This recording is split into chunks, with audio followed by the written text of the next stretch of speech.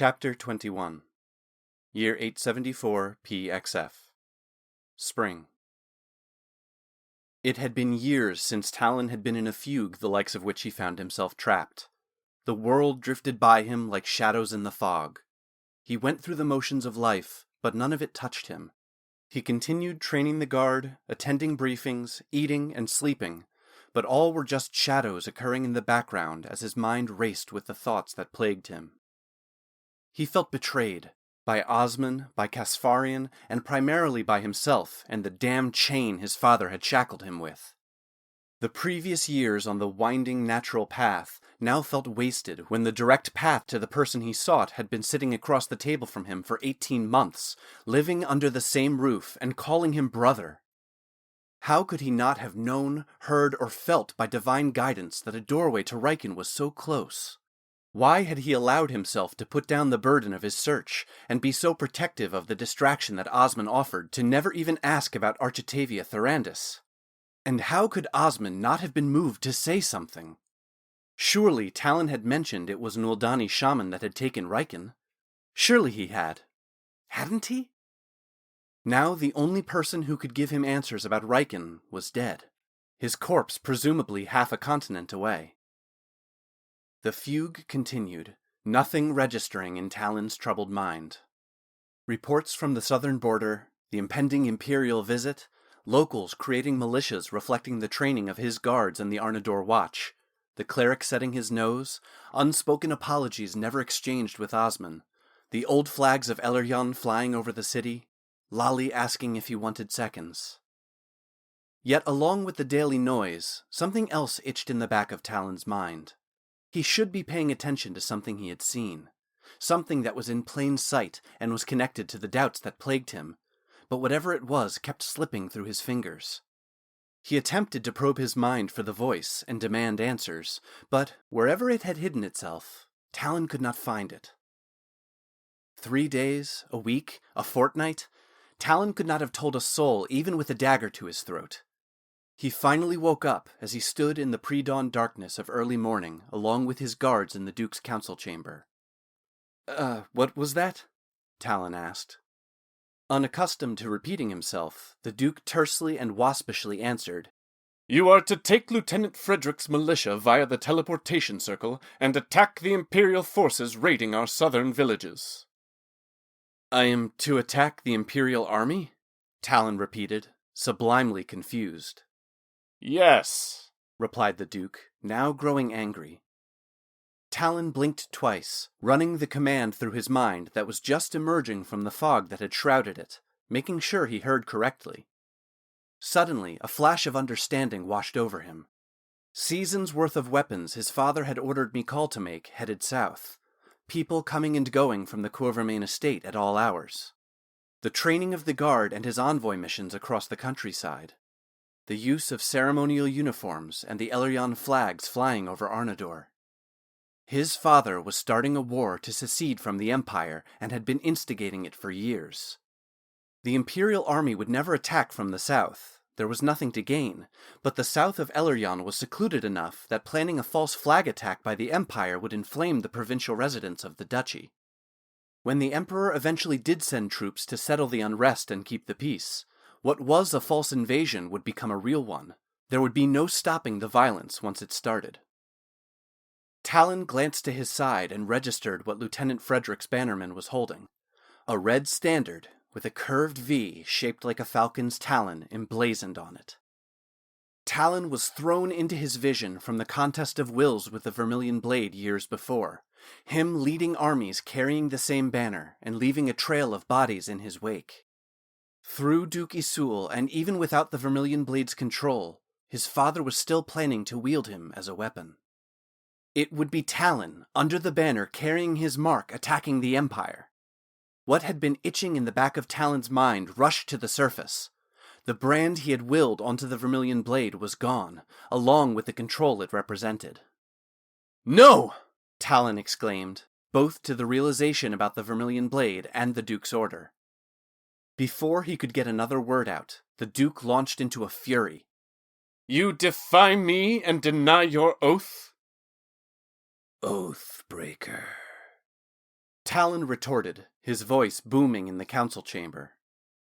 "This is treason, and treason under false pretenses at that!" He turned to his guards, but their gaze would not meet his own. "Osman, do not do this! It is sedition!" Finally, Osman met his gaze and took a step toward Talon, looking for guidance. "It is all my father's doing! A plot!" Talon's eyes widened in fear. "Osman, is Serena involved? Are you involved?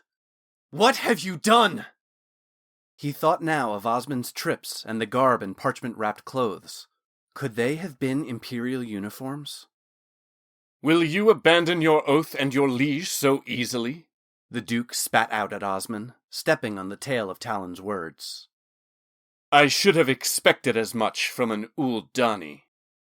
The Duke's comment, combined with Talon's accusation, landed true. Osman, with a set jaw and eyes of stone for the man he once called Krodran, stepped back to join the other guards, turning his eyes away from Talon and staring silently forward. "Talon Coeur Vermain, you have broken your oath to your liege and your house. The Duke continued, but Talon heard none of it. Instead, another voice now filled his head. The voice of the Vermillion Blade. "Oathbreaker." In his mind, Talon felt the remaining black chain connecting him to the darkness grow taut and tighten around his heart. Overlaid with the council chamber, he saw the iron web of the Vermillion Blade's magic joining the chain, pulling him toward the dark precipice. An overwhelming urge to draw his cursed weapon began to overcome him, and all it wanted was to cut down everyone in this room, painting the walls with blood. Most disturbingly, the glaive showed him Osman's head on the end of its blade, mounted there like it was on a pike. Desperate to reject the vision, Talon gathered every ounce of will he had, not to fight the Vermillion Blade as before, but to turn and flee, putting as much distance between him and Osman as possible. He turned and ran from the room, hearing the Duke's voice command, "Stop the Oathbreaker! Stop the traitor to Elerion!" Half blinded by the vision and the pull of the Vermillion Blade, Talon didn't even look back as he used the small amount of magic he had to slam and seal the council chamber doors with a binding of desert glass. If they heard the Duke, the startled guards in the outer halls must have thought that their knight captain was chasing some invisible enemy as they stepped out of his way when he careened past them.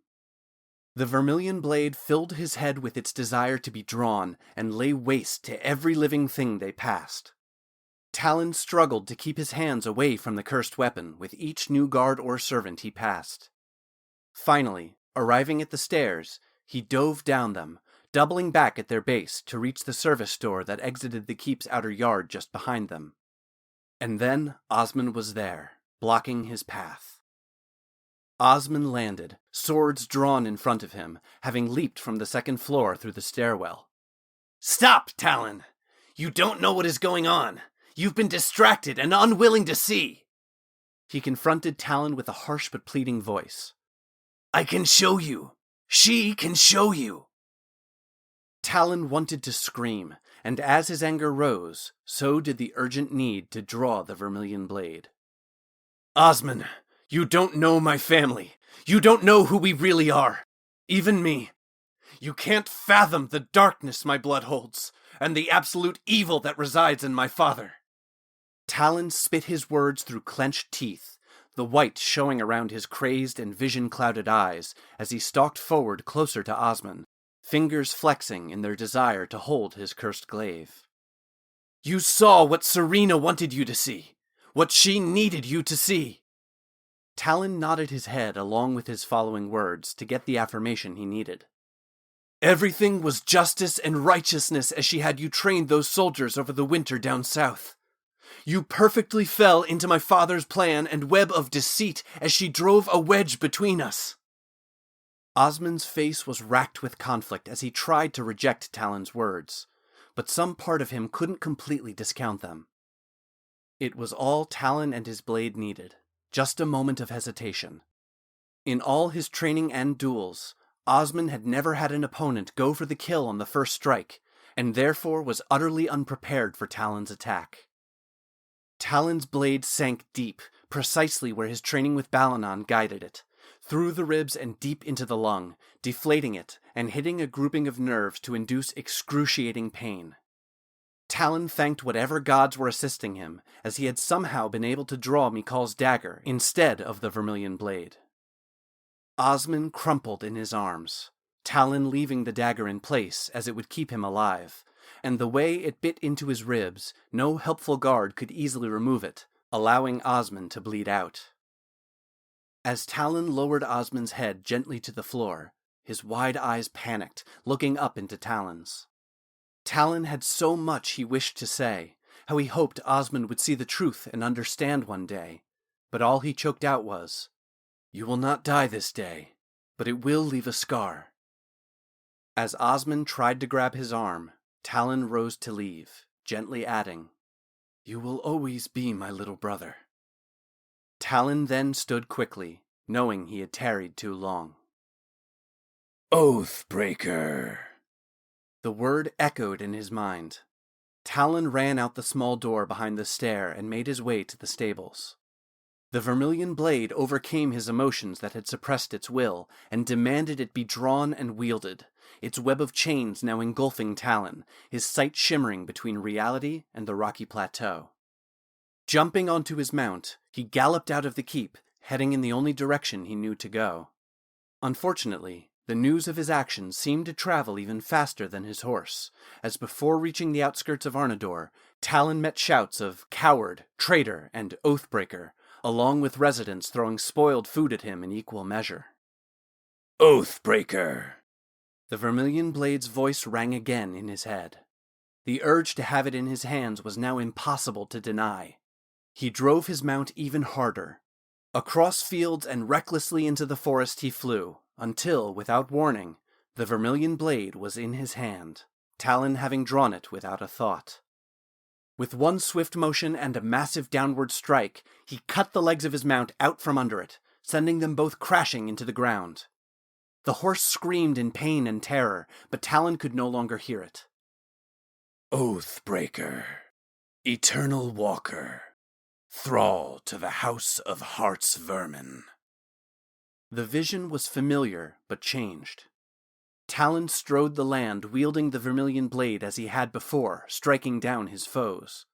However, in this version, Talon was now an undead, skeletal monstrosity. He would take a piece of flesh from each body he cut down and stuff it into his decaying form, adding it to his own. Every limb and organ added to his mass and writhing size. The figure now standing head and shoulders above his adversaries was not the heroic version of Talon the Vermillion blade presented before, but a horror of screaming undead faces and rotting limbs. Every footfall of Talon's vile form corrupted the land he trod upon. To Talon, trapped in despair, the images lasted for years, decades, and centuries. The pain of his own screams in the real world finally pulled him out of it. Talon, still alive and human, covered in his mount's blood, was running through the forest as he awoke out of his vision. His hands, welded to the shaft of the Vermillion blade, burned within arcane black flames. The skin and flesh on his hands blistered and melted, falling away, exposing seared muscle and charred bone. His legs somehow had kept him on track for the spring while his mind was absent. The spring was the only place Talon hoped there might be help, or, in light of this new vision, rest for his corpse so that it could not rise to become the horror he had witnessed. Finally, as the spring came into view, the Vermillion blade tried to wrest his mind away from him again. He sprinted forward with all his might and will. Legs churning without ever slowing, Talon leaped off the familiar boulder, his and Riken's boulder, and dove deep into the waters, not knowing if he would ever breathe of the air again. Hands extinguished in the coolness of the spring surrounding him, Talon dove deeper and deeper, kicking with all his might, the cursed glaive held before him still welded to his hands. As he descended, eyes wide open, he searched for the bottom and a rock or outcropping to wedge himself and the weapon underneath, trapping them both here, hopefully for eternity. Upon the shaft of the glaive, an inscription appeared before Talon's eyes in fiery runes. To break oath is to be doomed even beyond death, to walk this land as a blight upon it. The curse now seen and believing his fate sealed, Talon closed his eyes and accepted his doom, praying that whatever divine force the spring might have would keep him from rising again after death. He did not see the grain of the Vermillion blade's rosewood shaft twist and contort under the hand of Casparian, to whom all of nature bowed.